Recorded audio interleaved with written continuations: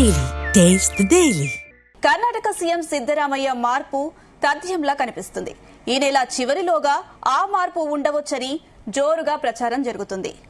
ఈ నేపథ్యంలోనే CM Siddaramaiah deputy CM DK Shivakumar ఢిల్లీకి చక్కర్లు కొడుతున్నారు. ఈ నెల చివర్లో రాష్ట్ర రాజకీయాల్లో పెను మార్పులు వస్తాయని అధికార పార్టీ నేతలు భావిస్తున్నారు. అయితే ఢిల్లీలో ఓ పుస్తకావిష్కరణకు వెళ్లిన సిద్ధరామయ్య హైకమాండ్ పెద్దలతో కలిసేందుకు ప్రయత్నించగా అపాయింట్మెంట్ ఇవ్వలేదని తెలుస్తుంది. కర్ణాటకలో కాంగ్రెస్ ప్రభుత్వం ఏర్పడి 2.5 ఏళ్లు పూర్తి కావస్తున్న నేపథ్యంలో ఈ పరిణామం చోటు చేసుకున్నట్లు తెలుస్తుంది.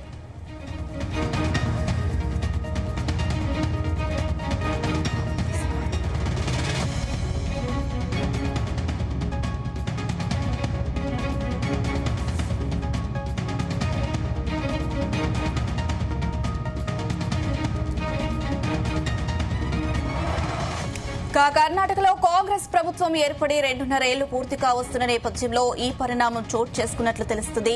ముందుగా ఇచ్చిన హామీకి అనుగుణంగా పార్టీ తనకు ఏ క్షణంలో అయినా ముఖ్యమంత్రిగా అవకాశం కల్పిస్తారని డీకే శివకుమార్ భావిస్తున్నారు. ఇక ఇదే అంశానికి సంబంధించి మరిన్ని అప్డేట్స్ మా చీఫ్ న్యూస్ కోఆర్డినేటర్ రాధాకృష్ణ అందిస్తారు. రాధాకృష్ణ. Good evening Anusha. కర్ణాటకలో రాజకీయాలు అతి త్వరలోనే శరవేగంగా మారే అవకాశాలు కనపడతా ఉన్నాయి. సో దీనికి అంతటి కారణం ఏంటంటే అధికారిక కాంగ్రెస్ పార్టీలో ఇప్పుడు ప్రస్తుతానికి కొంత ఒక చర్చ జరుగుతా ఉంది. త్వరలోనే నవంబర్ లో సీఎం మార్పు ఉండబోతోంది అన్నట్టుగా ఒక ప్రచారం జోరుగా జరుగుతోంది. దీనికి అంతటి కారణం ఏంటంటే ప్రస్తుతం సీఎం గా ఉన్నటువంటి సిద్ధరామయ్య మొదట్లో ఎప్పుడైతే గతంలో ఎన్నికల సమయంలో ఎన్నికలు అవగానే కాంగ్రెస్ పార్టీ అధికారంకి వచ్చిన సందర్భంలో డీకే శివకుమార్ అదేవిధంగా సిద్ధరామయ్య డిప్యూటీ సీఎం గా ఉన్నటువంటి డీకే శివకుమార్ అదే సందర్భంలో సీఎం సిద్ధరామయ్య మధ్య ఆ ఇద్దరు కీలక నేతలు ఉన్నారు. సో గతంలో కర్ణాటక ముఖ్యమంత్రిగా సిద్ధరామయ్య చేసిన అనుభవం ఉంది.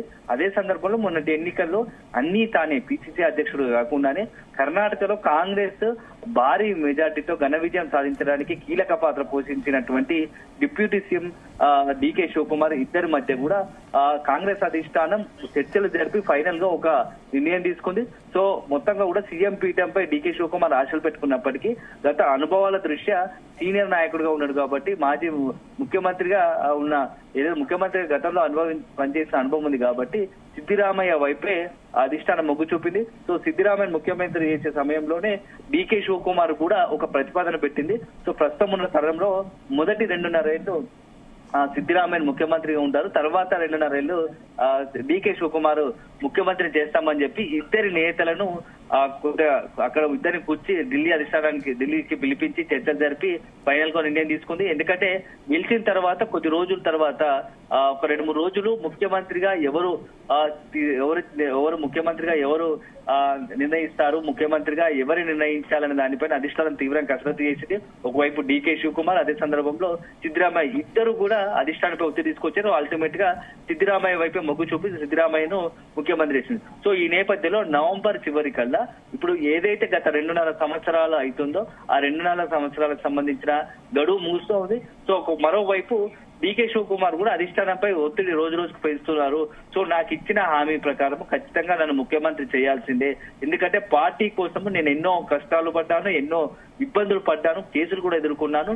ఒకవైపు మరో సందర్భంలో పార్టీని ఎన్నికల సమయంలో ఆర్థికంగా కూడా ఆదుకున్నాను. ఇలాంటి తరుణంలో నన్ను విస్మరించకూడదు. అదే సందర్భంలో నాకు ఇచ్చిన హామీని నిలబెట్టుకోవాల్సిందని చెప్పేసి కూడా డీకే శివకుమార్ ఇటు అధిష్టాన పెద్దలను సందర్భం కలిసినప్పుడల్లా వివరిస్తూ వచ్చాడు. ఈ నేపథ్యంలో ఇక త్వరలోనే డెడ్ లైన్ ఏదైతే 2.5 సంవత్సరాల డెడ్ లైన్ ముగుస్తుండటంతో డీకే శివకుమార్ ముఖ్యమంత్రిని చేయబోతున్నారా అని చెప్పేసి కూడా ఒక చర్చ జరుగుతోంది. ఢిల్లీలో కూడా కొంత ఈ రకంగా చర్చ జరుగుతోంది. సో మొన్న ఇటీవల ఏప్రిల్ మేలోనే ఇద్దరు నేతలను పిలిపించి ఇద్దరు కాంగ్రెస్ పార్టీకి అధిష్టాన పెద్దలు ఇద్దరిని పిలిపించి మాట్లాడాల్సి ఉండగా కొన్ని అనివార్య కారణాల వల్ల అది వాయిదా పడుతూ వచ్చింది. సో ఈ నేపథ్యంలో ఈ లోపే ఇక్కడ బీహార్ ఎన్నికలకు సంబంధించిన నోటిఫికేషన్ బీహార్ ఎన్నికలను కాంగ్రెస్ అత్యంత ప్రతిష్టాత్మకంగా సీరియస్ గా తీసుకున్న నేపథ్యంలో సో బీహార్ ఎన్నికలు అయ్యేంత వరకు ఈ కాంగ్రెస్ సంబంధించి కర్ణాటక కాంగ్రెస్ జోలికి వెళ్ళకూడదు, ఆ అంశాన్ని వైపు చూడకూడదు అని ఒక నిర్ణయానికి వచ్చినట్టు తెలుస్తాం. సో ఇప్పుడు రేపు బీహార్ ఎన్నికలు పూర్తి స్థాయిలో ముగుస్తున్నాయి. సో బీహార్ ఎన్నికలు ముగుస్తున్న తరుణంలో ఇక కర్ణాటక వైపు కాంగ్రెస్ అధిష్టానం దృష్టి పెట్టినట్టుగా తెలుస్తుంది. ఈ నేపథ్యంలోనే ముఖ్యమంత్రి మార్పు విషయం ఎట్టి పరిస్థితుల్లో డికే శివకుమార్ తను ముఖ్యమంత్రి చేయాల్సిందే అని ఒక పట్టుపడుతున్నారు. ఈ సందర్భంలోనే ఈ నెల నవంబర్ చివరాఖరున కొంత రాష్ట్ర రాజకీయాల్లో పెను మార్పులు ఉండడం తథ్యంగా కనబడుతోంది. సో అధికార పార్టీ నేతలు కూడా కర్ణాటక నేతలు తీవ్రంగా అది కాంగ్రెస్ లో చర్చ జరుగుతోంది. సో అయితే ఢిల్లీలో పుస్తకావిష్కరణకు వెళ్ళిన సిద్ధరామయ్య హైకమాండ్ అయితే ఒక ప్రైవేట్ ప్రోగ్రామ్ కి సంబంధించి ఢిల్లీకి వెళ్ళాడు. సో అక్కడ క్రమంలో హైకమాండ్ పెద్దలు కలిసేందుకు ప్రయత్నించగా సిద్ధరామయ్యకు చేదు అనుభవం ఎదురైనట్టుగా తెలుస్తోంది. సో కొంత అధిష్టాన పెద్దల నుంచి ఎక్కడ కూడా అపాయింట్మెంట్ దొరకని పరిస్థితి అని తెలుస్తోంది. సో దీంతో సిద్ధరామయ్యకు ఇప్పుడు అపాయింట్మెంట్ లభించడం లేదంటే ఇక నెక్స్ట్ సీఎం మార్పు తథ్యమా అని కూడా ఇటు సిద్ధరామయ్య వర్గీయులు కావచ్చు, డికే శివకుమార్ వర్గీయుల్లో కూడా ఒక్కొక్కరు చర్చించుకుంటున్నారు. సో మరి కాంగ్రెస్ అధిష్టానం ఏం చేయబోతోంది?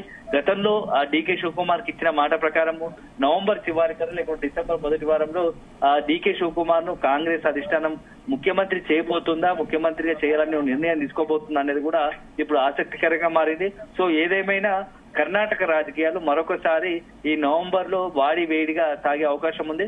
గతంలో ఏంటంటే బీజేపీ సంబంధించి కాంగ్రెస్ కి ఏదైనా ఇబ్బందికర పరిణామంగా బీజేపీ వల్ల కొంత థ్రెట్ ఉందని అనుకునే అవకాశం ఉండేది. సో ఇప్పుడు సొంత పార్టీలోనే రెండు గ్రూపులు, ఒకటి సిద్ధరామయ్య, డికే శివకుమార్. సో సిద్ధరామయ్యను గనక ముఖ్యమంత్రిగా ఒకవేళ కాంగ్రెస్ అధిష్టానం తొలగించి డికే శివకుమార్ ముఖ్యమంత్రి చేస్తే సిద్ధరామయ్య ఎంతవరకు పార్టీకి లాయల్ గా ఉండగలుగుతాడు? సో ఇప్పటికే సిద్ధరామయ్య తన అంచనా వర్గం కూడా డికే శివకుమార్ పైన ఆగ్రహంగా ఉన్నట్టు తెలుస్తోంది. సో ఒకవేళ ముఖ్యమంత్రి మార్పు నిర్ణయం కనుక కాంగ్రెస్ అధిష్టానం తీసుకుంటే అప్పుడు సిద్ధరామయ్య రాజకీయంగా ఎలాంటి నిర్ణయం తీసుకుంటారు?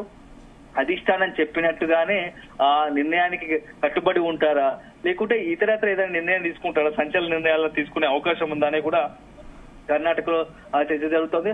అదే సమయంలో డికే శివకుమార్ కూడా ఇక తాను చాలా ఓపికతో ఉన్నాను, ఇన్ని రోజులు అధిష్టానం చెప్పినట్టుగా విన్నాను. సో కేవలం కర్ణాటకనే కాదు, దేశవ్యాప్తంగా అనేక రాష్ట్రాల్లో కాంగ్రెస్ పార్టీకి తన వంతుగా ఎన్నికల సమయంలో ఖచ్చితంగా అండగా నిలిచాను. సో ప్రచారంలో పాల్గొన్నాను, అదే సమయంలో ఆర్థికంగా కూడా వెనుదనగా నిలిచారు. ఇలాంటి సమయంలో నన్ను గనక కొంత అవాయిడ్ చేస్తే, తనని నిర్లక్ష్యం వహిస్తే ఖచ్చితంగా తన దారి తాను చూసుకునేందుకు కూడా వెనకాడబోను అని కూడా డికే శివకుమార్ కూడా అధిష్టానానికి కొంత చెప్పినట్టుగా తెలుస్తుంది. ఈ నేపథ్యంలో అల్టిమేట్ గా మరి కాంగ్రెస్ అధిష్టానం ఇప్పుడు ఎలాంటి నిర్ణయం తీసుకోబోతుంది?